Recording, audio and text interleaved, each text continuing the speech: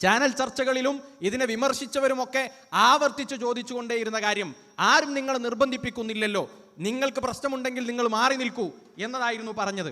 വളരെ കൃത്യമായി നമ്മൾ അതിവിടെ സ്ഥാപിക്കുകയുണ്ടായി. ഇത് നിർബന്ധമായ സ്വരത്തിൽ തന്നെയാണ് ആദ്യം മുതൽ തന്നെ സംസാരിച്ചിട്ടുള്ളത്. സ്കൂളുകളിലേക്ക് വന്നിട്ടുള്ള സർക്കുലറുകൾ ആ ഭാഷയിൽ തന്നെയാണ് അത് കമ്മ്യൂണിക്കേറ്റ് ചെയ്തിട്ടുള്ളത്.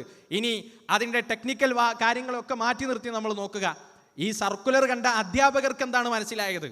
ഈ ശബ്ദം കേൾക്കുന്ന അധ്യാപകരില്ലേ, ഇവിടെ കൂടിയിരിക്കുന്ന അധ്യാപകരില്ലേ, ഈ പ്രശ്നത്തെ നിരീക്ഷിക്കുന്ന അധ്യാപകരില്ലേ, അവരോട് നമ്മൾ ചോദിക്കൂ, ഈ സർക്കുലർ കാണുന്ന ഒരു അധ്യാപകൻ എങ്ങനെയാണ് അതിനെ മനസ്സിലാക്കിയത് എന്നതാണ് ഒന്നാമത്തെ ചോദ്യം.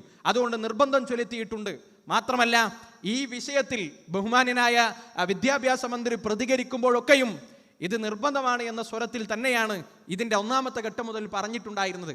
അതിൻ്റെ ഒരു ഭാഗമാണ് അദ്ദേഹം കുറിച്ചിട്ടതിൻ്റെ ഒരു ഭാഗമാണ് നമ്മളിവിടെ കാണുന്നത്. അദ്ദേഹം പറഞ്ഞു, ഇത് വിദ്യാർത്ഥികളെ അതിൽ നിന്ന് മാറ്റി നിർത്തുക ഒരു രക്ഷിതാവിന് പറ്റുന്നതല്ല എന്ന് പറയാൻ റൈറ്റ് ടു എഡ്യൂക്കേഷൻ എന്ന് പറയുന്ന നമ്മുടെ നാട്ടിൽ ജനിക്കുന്ന ഒരു കുട്ടി, വളരുന്ന ഒരു കുട്ടിക്ക് വിദ്യാഭ്യാസം തടയാൻ പാടില്ല.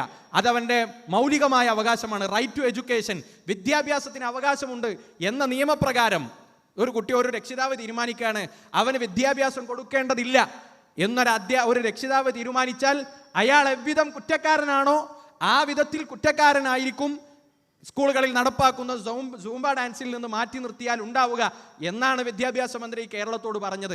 റൈറ്റ് ടു എഡ്യൂക്കേഷൻ എന്നത് കോട്ട് ചെയ്തുകൊണ്ടാണ് അദ്ദേഹം ഇത് സംവദിച്ചത്.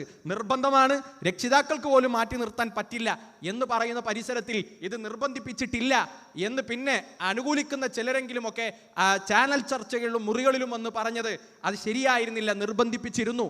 പിന്നെ അവർക്ക് റിലാക്സ് ചെയ്യേണ്ടി വന്നത് കേരളത്തിൻ്റെ പശ്ചാത്തലത്തിൽ നമ്മുടെയൊക്കെ കുട്ടികൾ പോകുന്ന സ്കൂളുകളിൽ നിർബന്ധപൂർവം അത് കളിപ്പിക്കാത്തതിൻ്റെ പശ്ചാത്തലം ഒന്ന് ആത്മാർത്ഥമായി ചിന്തിക്കൂ. ഈ പോസ്റ്റ് വന്നതിൻ്റെ, ഈ വിവാദം ഉയർന്നു വന്നതിൻ്റെ, അതിൻ്റെ ശേഷം ഉയർന്നു വന്നതിൻ്റെ ചർച്ചയുടെയൊക്കെ ബെനിഫിറ്റ് ആയിട്ടാണ്, അഡ്വാൻറ്റേജ് ആയിട്ടാണ് അത് നിർബന്ധിപ്പിക്കുന്നില്ല, സ്കൂളുകളിൽ അത് നിർബന്ധമായിരിക്കില്ല, വേണ്ട വിദ്യാർത്ഥികൾക്ക് മാറി നിൽക്കാം എന്നൊരു റിലാക്സേഷൻ യഥാർത്ഥത്തിൽ ഉണ്ടായത്.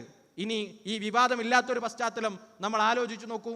ഈ വിദ്യാഭ്യാസ വകുപ്പും നമ്മുടെ മന്ത്രിയുമൊക്കെ താഴേക്കത് നിർബന്ധിതമായി തന്നെയായിരുന്നു നടപ്പിലാക്കാൻ ഉദ്ദേശിച്ചത് എന്നാണ് രേഖകൾ നമ്മളോട് പറയുന്നത്.